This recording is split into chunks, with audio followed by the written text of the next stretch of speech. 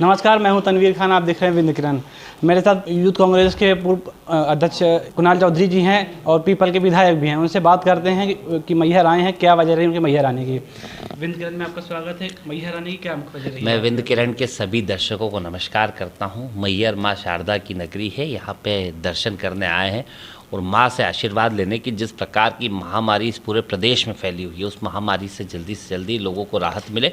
और जिस तरह से देश के अंदर आज लोगों को बेरोजगारी का आलम है, प्रदेश के अंदर महंगाई बढ़ती जा रही है, इससे लोगों को राहत मिले और कहीं ना कहीं राहत के लिए माँ शारदा के दरबार में हम आए। मध्य प्रदेश में इंदौर अपराध के मामले में चौथे नंबर पर पहुंच गया है, उसको आप किस नज़रिए से देखते हैं? देखिए, जिस प्रकार से एनसीआरबी के आंकड़े आए, बड़े चिंताजनक आंकड़े हैं और प्रदेश के अंदर जो हालात है, कानून व्यवस्था बिगड़ती जा रही है। लगातार स्थिति, अपराधी खुलेआम लोगों को मर्डर करने से नहीं घबरा रहे और कहीं ना कहीं अपराधियों को संरक्षण सरकार दे रही है। और ये वो अपराधी जिनकी कांग्रेस की सरकार में, कमलनाथ जी के नेतृत्व में जब सरकार थी, तो पूरी तरीके से माफिया के खिलाफ अभियान चलाया गया था। माफियाओं की कमर तोड़ दी गई थी, हर जगह इनकी आर्थिक कमर तोड़ दी गई थी, इनको जेलों में भर दिया गया था। और यही माफिया तंत्र, चाहे वो खनन माफिया हो, रेत माफिया हो, गुंडा माफिया, अलग अलग तरह के माफिया ने पैसा लगा के खरीदी हुई सरकार को गिराया। और आज सरकार में बैठे लोग उनको संरक्षण देते हैं। गृह मंत्री, जिनको रोज कानून व्यवस्था की समीक्षा करना चाहिए, वो सिर्फ मुंह चलाते हैं सुबह उठ के और कहीं ना कहीं लोगों के ऊपर चर्चा करने का काम करते हैं, कभी कांग्रेस पे, कभी इस पे। पर प्रदेश की कानून व्यवस्था क्या बिगड़ रही है, उसके ऊपर चर्चा बड़ा गंभीर विषय है, क्योंकि कहीं ना कहीं प्रदेश की एक कानून नहीं, अपराधियों की राजनीति प्रदेश बनता जा रहा है। अभी हाल ही में उच्च शिक्षा मंत्री द्वारा राहुल गांधी को इच्छाधारी हिंदू बताया गया है, उसको किस नज़रिए से देखते हैं आप? देखिए, मुझे लगता है कि ये जिस तरीके की बातें करते हैं कि कैसे मूल मुद्दों से ध्यान भटकाए। गृह मंत्री कानून पे समीक्षा करने की बजाय राहुल गांधी पे समीक्षा करते हैं। राहुल गांधी जी, जिनकी बात इनको बुरी क्या लगी? क्या ये बात बुरी लगी कि महात्मा गांधी के हत्यारे गोडसे के बारे में बोल दिया था, या ये बात बुरी लगी कि जिस तरीके का बलात्कार रोज प्रदेश में हो रहा है और वो बेटियां जो दुर्गा स्वरूप है, जिनके मानते हैं, हम लोग मानते हैं, उनके ऊपर बलात्कार हो रहा है, क्या उनके मुद्दों को उठा दिया? तो बात, इस प्रदेश में शोषण हो रहा है, देश में शोषण हो रहा है, शोषित दलितों की आवाज़ अगर कोई है तो वो राहुल गांधी है। और राहुल गांधी इस देश के मूल मुद्दों को उठाते हैं, तो इनको खराबी क्या लगती है? स्पष्ट रूप से इस देश के अंदर मूल मुद्दों पे बात करें। मूल मुद्दों से भागने के लिए इधर उधर की बात करते हैं और ना तो ये सनातन धर्म की परंपराओं को समझते हैं, ना सनातनी परंपराओं को जानते हैं। और जिस धर्म के लिए के नाम पे घृणा और नफरत सिखाने का काम करते हैं, वो पहले रामचरितमानस को पढ़ ले, जिसमें लिखा है कि दूसरों के सुख से बड़ा कोई धर्म नहीं और दूसरों के दुख से बड़ा कोई अधर्म नहीं। ना तो किसी कुरान में, ना किसी बाइबल में, ना किसी गीता में, ना रामायण में, ना कोई भी चौपाई में राम की, ना तो कोई घृणा है, ना कोई नफरत है। स्पष्ट रूप से ये लोगों को घृणा और नफरत सिखाने का जो नया खेल कर रहे हैं, नौजवान भटकते जा रहे हैं। और यही घृणा और नफरत की नीयत है कि बीजेपी के लोग तालिबानी तरीके से नीमच में एक आदिवासी को मारते हैं, वहाँ पे नेमावर के अंदर आदिवासियों को गड्ढों में गाड़ देते हैं, पुलिस प्रशासन थाने में आदिवासियों की हत्या कर देता है। तो स्पष्ट रूप से लगातार जो ये रोज घटना होती है, ये इन्हीं की सोच है, जो भारतीय जनता पार्टी और तालिबानी की मिलती जुलती सोच है। अभी उत्तर प्रदेश के मुख्यमंत्री के द्वारा अब्बा शब्द का इस्तेमाल करके किसी विशेष वर्ग को टारगेट किया गया था, क्या ये सही है? किसी पद पर रहने के बाद देखिए, ये इनके पास कोई काम नहीं है कि इन्हें करा क्या है। भारतीय जनता पार्टी के पास मूल मुद्दा ये नहीं है कि इन्होंने करा क्या है पूरे देश के अंदर। ना योगी जी उत्तर प्रदेश में बता सकते हैं, ना मध्य प्रदेश में शिवराज जी बता सकते हैं। सिर्फ घृणा और नफरत फैला सकते हैं।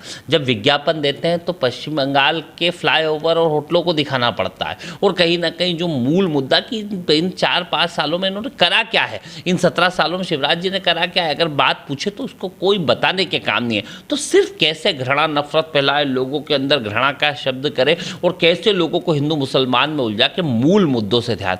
इस देश में ना राम खतरे में है, ना अल्लाह खतरे में है।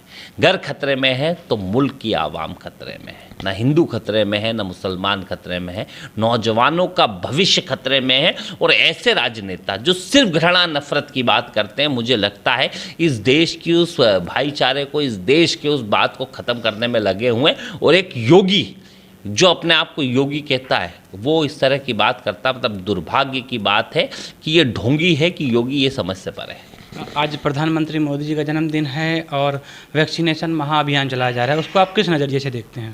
देखिए, ये अभियान लगातार किस तरीके से अभियान चलाना, किस तरीके से बात करना, देश की समस्याओं को समझे। यही योगी मोदी जी, अगर जब देश में वैक्सीन की किल्लत थी, लोगों को 2.5 लाख से ज़्यादा लोग मध्य प्रदेश के अंदर मौतें हुई, हमें जब वैक्सीन लगाना था तब लगा नहीं पाए, जब लोगों को वैक्सीनेशन करना था तब हम कर नहीं पाए। और स्पष्ट रूप से आज अभियानों के रूप में ये अभियान महाअभियान क्या होता है, रोज़ ये चीज़ें चलना चाहिए, रोज़ लोगों को वैक्सीनेट होना चाहिए, रोज़ एक से एक वैक्सीन लगना चाहिए, ताकि कम से कम हमारे लोगों की जान बची रहे।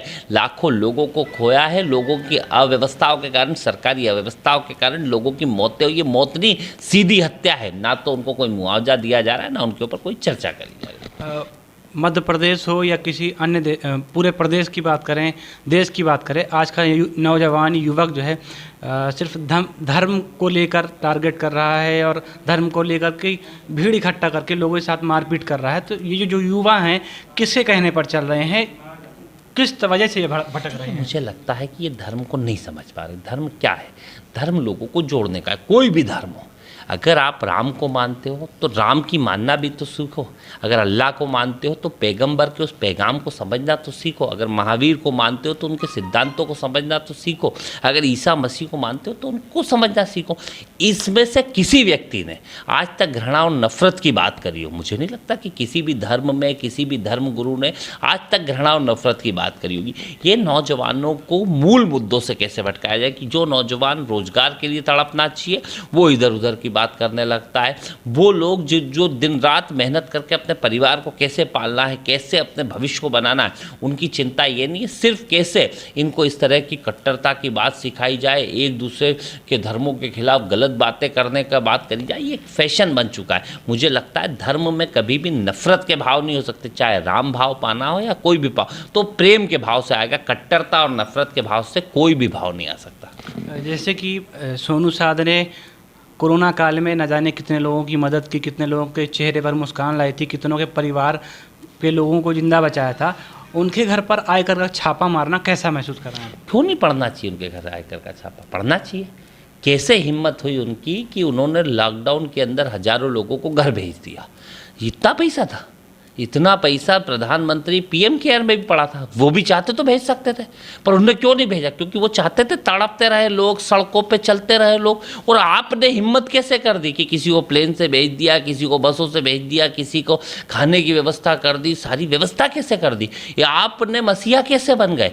जब हमने तड़पने फेंक दिया था, सरकार ने जब लोगों को सड़क पर तड़पते हुए बिलखने छोड़ दिया था, तब एक आदमी ने कैसे छापा तो पड़ना था। मोदी राज है, मोदी जी के राज में यही होगा। जो लोगों की मदद करेगा उसके छापा तो पड़ेगा। कोई मुझे नई बात नहीं लगती।